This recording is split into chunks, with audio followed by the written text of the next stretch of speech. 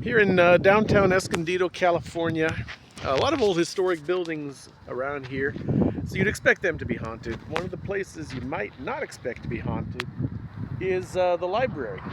But this building right here behind me, the Escondido Public Library, it's one of the most famously haunted spots here in Escondido, so much that San Diego ghost author, paranormal author Nicole Strickland, she actually devoted a whole chapter to this library in her book, San Diego's Most Haunted. She came here with her team. They did a paranormal investigation. They did the whole EVP thing, spent the night in here. She says that coming into the library, she had a sensation that she's only felt once when she went onto the Queen Mary, which also has a lot of ghost stories of its own. But I've talked to a lot of local people who say that books fall off the shelves here when they're clearly well put away on the shelf. They'll fall off like somebody's knocked them over. People hear the sound of footsteps when no one is around. There's an elevator inside the library that moves up and down on its own, and it's already been checked. It works fine, but it moves on its own as if somebody were taking the elevator up and down. And some people feel with the presence of a woman there. Some people have even seen this woman who kind of just vanishes in midair.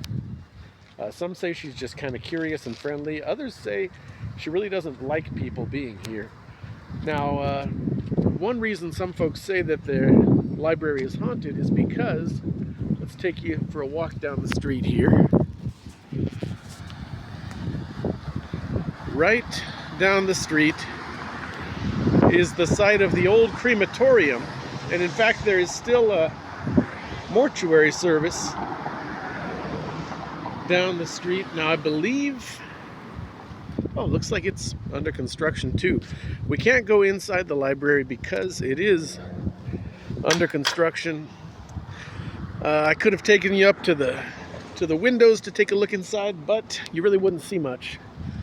You would just see a lot of construction materials. And so it's anybody's guess whether all that ghostly activity will continue after all the remodeling. But the crematorium was here historically, and I believe that's the funeral home across the street.